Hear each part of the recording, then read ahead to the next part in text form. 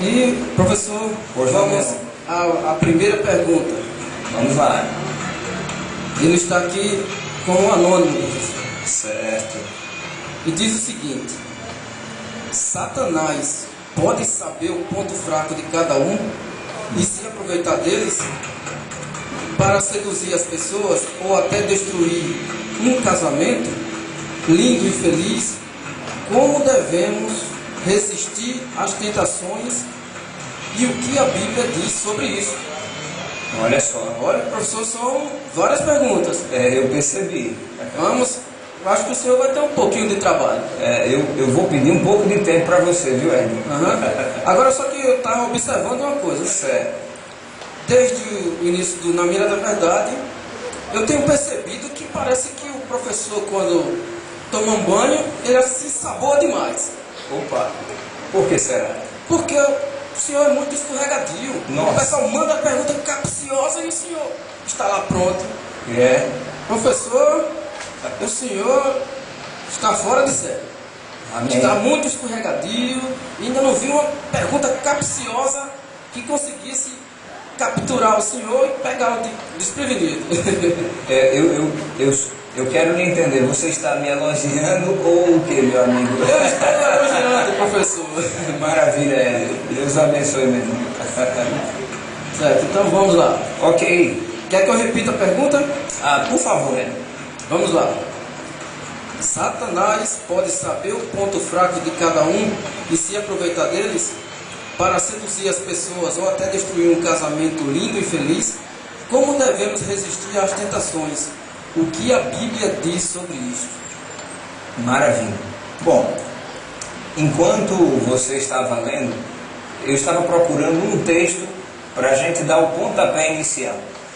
Porque eu percebo que temos que trabalhar 2 pontos aí nessa pergunta. Primeiro ponto: será que Satanás ele tem o conhecimento do nosso ponto fraco? Segundo ponto: será que ele usa esse conhecimento para destruir até casamentos, ou seja, famílias? Então vamos começar pelo primeiro ponto. Para tanto, eu quero convidar você, meu amigo Ed, e os nossos demais irmãos, para folhearmos a Bíblia até o Apocalipse. Você sabe que eu gosto muito do Apocalipse, né, Ed? Percebi, professor. Então vamos até o capítulo 12 do livro das Revelações. É um livro que, digamos assim, nos ajuda em quase todos os assuntos, se não todos os assuntos.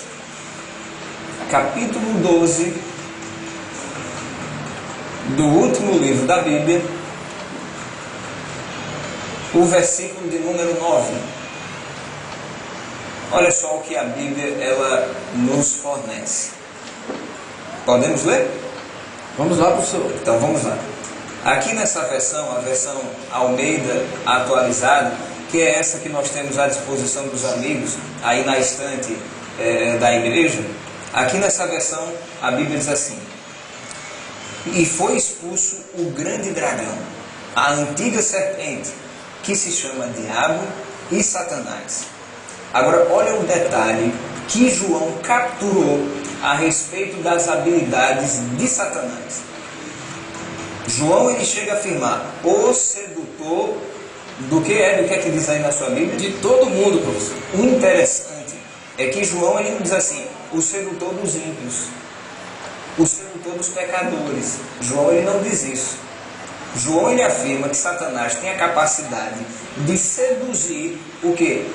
Até aqueles que se entregaram, né, a Deus, né, professor? Exatamente, ali. Quer dizer, as influências da serpente. Olha que coisa terrível. O próprio João, escrevendo em uma de suas cartas, a primeira carta de João, a gente volta um pouquinho. 1 João, o capítulo 5. 1 João, voltando só um pouquinho antes do Apocalipse, o capítulo 5, versículo 18.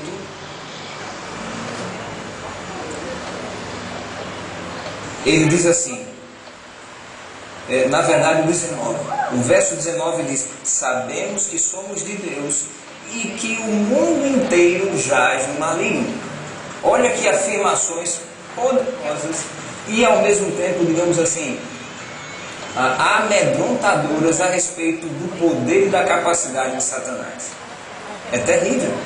Quer dizer, primeira lição que nos ajuda a responder o questionamento do nosso amigo ou da nossa amiga. Satanás, ele tem capacidade de trabalhar nos 4 cantos do planeta Terra. Isso é uma força de expressão, a Terra ela é redonda. Mas o que eu quero dizer é o seguinte: nada, ninguém escapa à influência de Satanás aqui na Terra. Agora, por quê? Porque ele é onipresente? Jamais.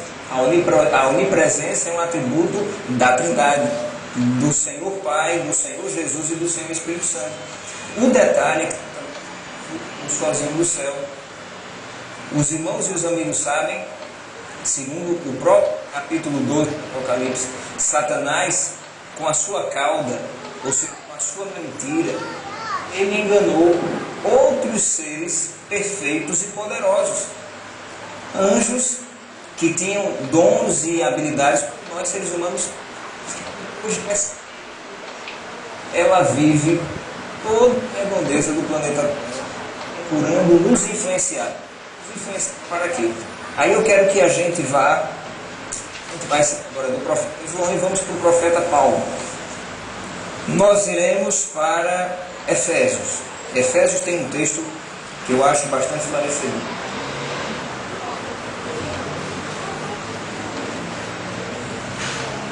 Ok, Efésios, o capítulo. Deixe-me ver aqui. Efésios, capítulo 4.